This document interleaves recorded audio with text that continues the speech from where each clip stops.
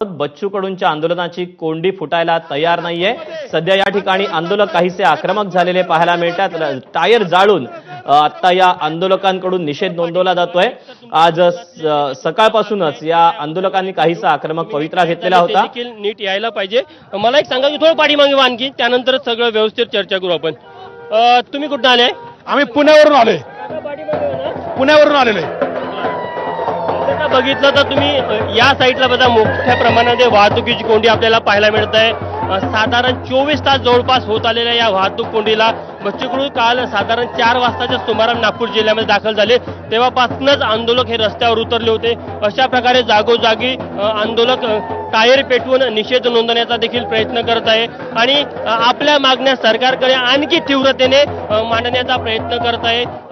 खरं तर तुम्ही या संपूर्ण आंदोलनाच्या माध्यमातून जर पाहिलं आपण तर एसटी महामंडळाला देखील मोठा फटका बसला आहे, कारण की जवळपास 55 एसटी महामंडळाच्या बसेस या संपूर्ण जाममध्ये अडकलेल्या आहे। हा जो जामटा टी पॉइंट पासून सुरू झालेला जाम साधारण बुट्टीबोरीपर्यंत आहे। त्यामुळे निश्चितच जीवनावश्यक वस्तू घेऊन जाणारे मोठे ट्रक्स असेल किंवा वेगवेगळ्या सामान्य नागरिकांसाठी ज्या जीवनावश्यक वस्तू घेऊन जाणारे छोटे छोटे ट्रक्स असेल ते देखील या संपूर्ण वाहतूक कोंडीमध्ये अडकलेले आहे। ज्या प्रकारे सध्या नागपूरमधलं हे चक्का जामचं दृश्य आपल्याला पाहायला मिळत आहे, आंदोलक आणखी आक्रमक दिसत आहे आणि या आंदोलनाच्या माध्यमातून कुठेतरी जे सामान्य नागरिक आहेत त्यांना देखील मोठ्या प्रमाणात त्रास होत आहे। काही ट्रक चालक आपण त्यांना विचारूया। काय नाव तुमचं? पप्पू भट्टी। आपका ट्रक कितने बजे से यहाँ पे अड़का है? 2 बजे से खड़ा है। अच्छा, क्या लेके जा रहे थे आप? सिलेंडर सिलेंडर लेके जा रहे हैं। और कहाँ जाना था आपको? रामटेक।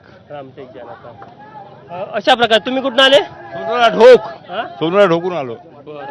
सकाळपासून सरकार आणि आंदोलकांमध्ये काही चर्चा होऊ राहिली आहे, काय वाटते तोडगा निघेल का? नाही नाही, काहीच नाही करून राहिले ते। हो, काहीच नाही करून राहिले। आम्ही कास्तकार सब नाराज झालो आता। काय करा काही समजून नाही राहिले। बरं, भाऊ आहे भाऊ, तुम्ही तुमच्या कार्यकर्त्यांसोबत आलेले आहे, तुम्ही समर्थन दिलं आहे आंदोलनाला। सकाळपासून ज्या प्रकारे सरकारला चर्चा सुरू आहे त्या चर्चेतनं काही तोडगा निघेल असं वाटतं का तुम्हाला? सरकारला तोडगा काढायचा असता तर आंदोलन चालू होऊन सुमारे 7 ते 8 महिने झाले। 7-8 महिन्यात कधीच तोडग्याच्या भूमिकेत नव्हतं। जेव्हा आज शेतकरी पेटला ह्यांच्या लक्षात आलं तेव्हा आज हे पुतण्या मावशीचं प्रेम दाखवण्याचं काम हे सरकार करते, पण हे असं काही होणार नाहीये। केवळ बैठकीला बोलवून हे नुसतं गाजर दाखवण्याचं काम सरकार करणार आहे असं आम्हा सगळं आंदोलनकर्त्यांना वाटतंय। आपण आणखी परत चर्चा करू। थोडं तुम्ही पाठीमागे व्हा काका, तुम्ही पाठीमागे व्हा, थोडं पाठीमागे व्हा। एक मिनिट, थोडं पाठीमागे व्हा, 1 मिनिट पाठीमागे व्हा। ठीक आहे, 1 मिनिट पाठीमागे व्हा। आपण बघू शकतो की काका काय आहे तुमच्या हातामध्ये? दाखवा काय?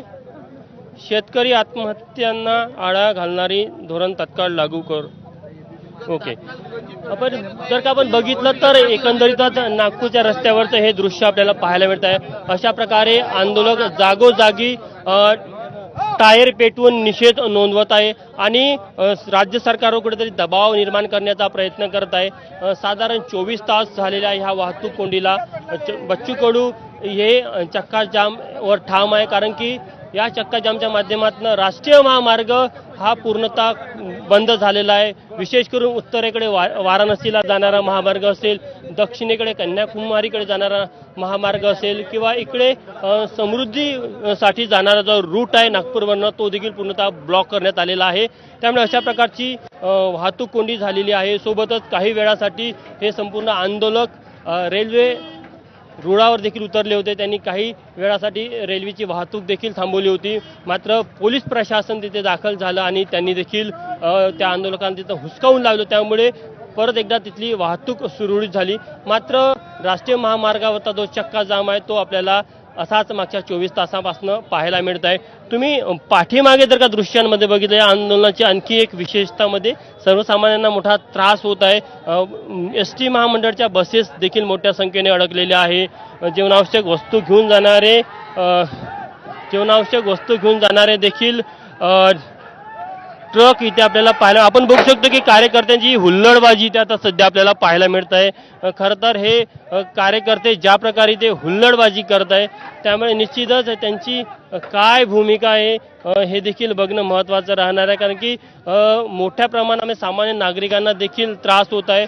त्यामुळे आंदोलक ज्या प्रकारे इथल्या स्थानिकांना देखील त्रास देण्याचा प्रयत्न करतात, त्यामुळे स्थानिक चिडून गेले आणि त्यांचं असं म्हणणं आहे की त्यांनी स्वतःच्या गाडीतले जे वेळ होते ते गाडीतनं बाहेर फेकले. त्याला कुठेतरी बाजूला जायचं असेल, मात्र आंदोलकांनी त्याचं जे वाहन होतं ते अडवण्याचा प्रयत्न केला.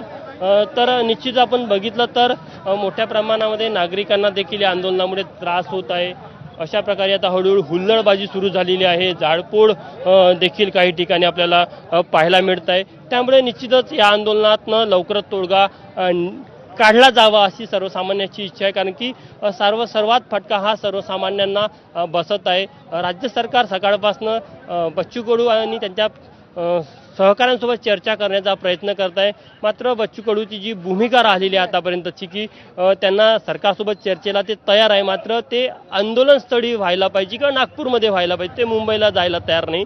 आणि सरकारची अशी इच्छा आहे की बच्चू कडूने मुंबईला यावं किंवा ती उच्चस्तरीय चर्चा ही मुंबईमध्ये व्हावी, जेणेकरून एक सकारात्मक तोडगा निघेल. मात्र आता अजून सध्याच्या परिस्थितीमध्ये तरी या आंदोलनातला कोणताही तोडगा निघाला नाही. त्यामुळे जवळपास 24 तास झालेले आहे. पूर्णतः चक्काजाम आहे आणि राष्ट्रीय महामार्ग हे पूर्णतः ठप्प पडल्याचं आपल्याला नागपूरमध्ये पाहायला मिळत आहे.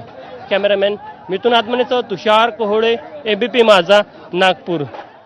आणि 22 तेव्हा जवळपास 24 तास होऊन गेलेले आहेत महामार्गावर, नागपूरच्या महामार्गावर ही महाकोंडी आपल्याला पाहायला मिळते आहे. अर्थातच याला कारण आहे ते म्हणजे बच्चू कडू यांच्या प्रहार संघटनेनं पुकारलेलं आंदोलन. शेतकऱ्यांच्या कर्जमाफीसह विविध प्रमुख 8 मागण्यांसाठी ते हे आंदोलन करतायत आणि याच आंदोलनाचा तिढा अद्याप कायम आहे. एकीकडून सरकारकडून चर्चेला तयारी दर्शवण्यात आलेली आहे, आंदोलकांनी देखील चर्चेची तयारी दर्शवलेली आहे. मात्र चर्चेसाठी आम्ही मुंबईला यायला तयार नाही, तर सरकारनं नागपूरमध्ये येऊन या सगळ्याची चर्चा करावी अशी अट या सगळ्या आंदोलकांनी घातलेली आहे. तर दुसरीकडे हे जे सगळे आंदोलक आहेत हे काही वेळापूर्वी त्यांनी रेल्वे रोकोचा देखील प्रयत्न केलेला होता. या सगळ्या आंदोलकांना पोलिसांनी या ट्रॅकवरून बाजूला केलेलं होतं. तर दुसरीकडे मात्र गेल्या 24 तासांपासून नागपूर वर्धा हा जो काही महामार्ग आहे याच्यावरची वाहतूक कोंडी ही कायम असलेली पाहायला मिळते. अनेक बस आहेत, अनेक ट्रक आहेत,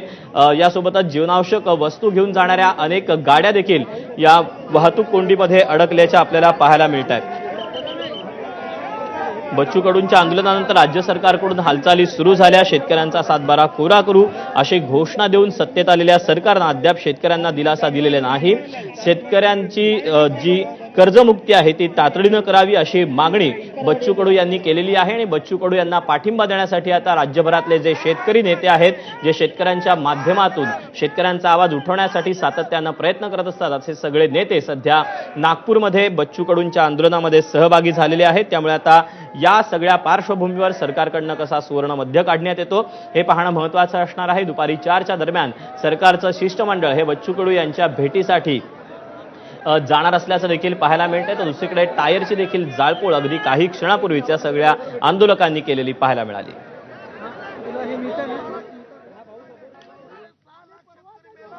आम्ही चर्चेची दारं कधीच बंद केली नव्हती असं राजू शेट्टींनी म्हटलं. सरकारसोबत चर्चा झाली पाहिजे अशी अपेक्षा